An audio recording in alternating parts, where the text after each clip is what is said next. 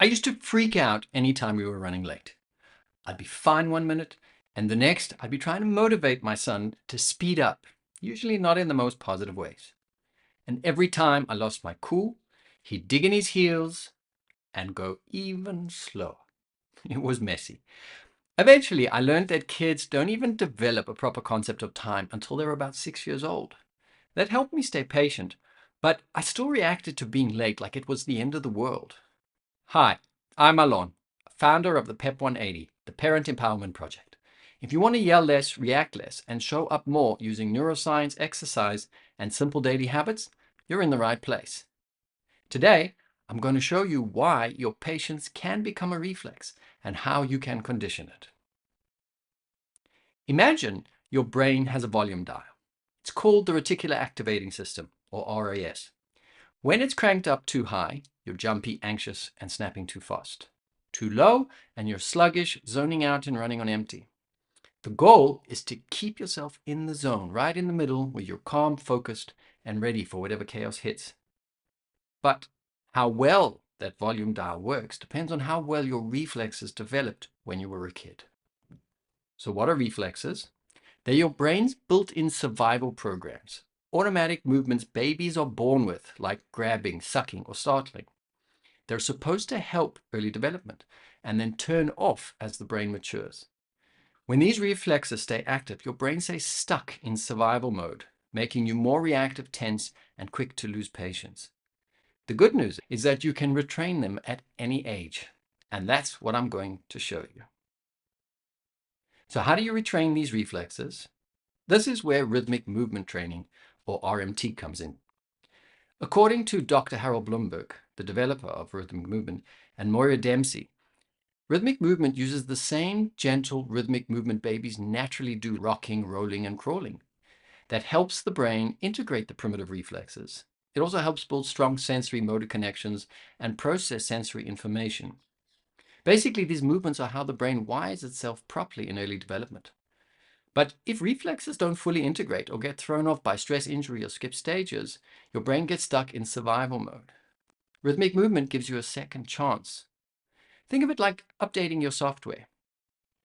When reflexes aren't properly integrated, you may notice things like poor posture, speech or language delays, sensory sensitivities, trouble focusing, struggling to adapt to change, or feeling stuck in constant overreactions. Your reflexes work through what's called your sensory motor system. Now think of your sensory motor system like your house's thermostat and air conditioning system. Your senses are the thermostat sensors that check what's happening around you. Your brain is the control panel and it decides how to react or how to change. And your muscles are the actual aircon that take action. If the sensors are off, the system overreacts and you overheat fast. Now, if you saw my previous video on cardio and BDNF, you'll know that cardio boosts brain-derived neurotrophic factor, BDNF. It's like fertilizer for your brain. It strengthens connections and speeds up reflex integration. So when you combine rhythmic movement, reflex integration, and regular cardio, you're stacking the deck in your favor. How can we apply this to your life? Think about the next time that you come home, you're tired after work, and you want to spend a bit of time with your family, but you're really not feeling in the mood. It's just the tension and the stress from the day is really gotten to you.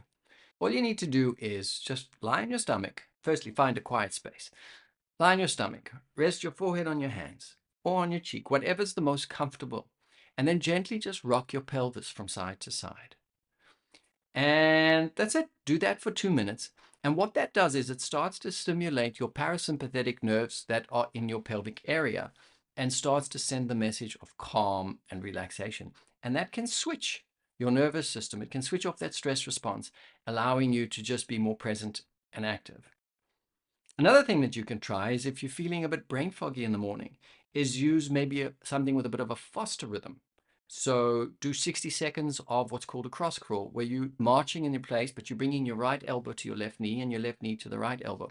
It just helps synchronize the right and left brain, almost giving it a quick reboot.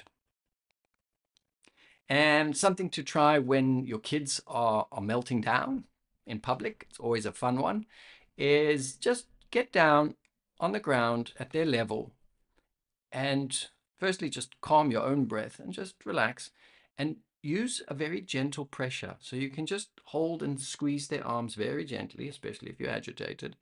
And that deep pressure, if you hold it for 7 seconds, sends a very calming message to the nervous system. It also gives you something to do, which then allows you to calm yourself so you don't feel completely helpless in the situation. Being a dad is exhausting. We waited over 16 years with failed fertility treatments and genetics stacked against us. The whole roller coaster before our little miracle came along. And I want to invest a lot of time in my kid and I want to be there for him. So I've made some hard choices, but I still have moments where I feel like I'm going to snap. But as I develop my toolkit and I learn to develop my patience like a muscle, I don't have to rely on willpower. I'm training my body and my brain to stay calmer, to stay more engaged, which then allows me to be the dad that I want to be. Thanks for watching. Hope you enjoyed this. If you'd like me to show you a step-by-step on how to use rhythmic movement or reflex integration, just drop me a comment and I'll make a demo video for you.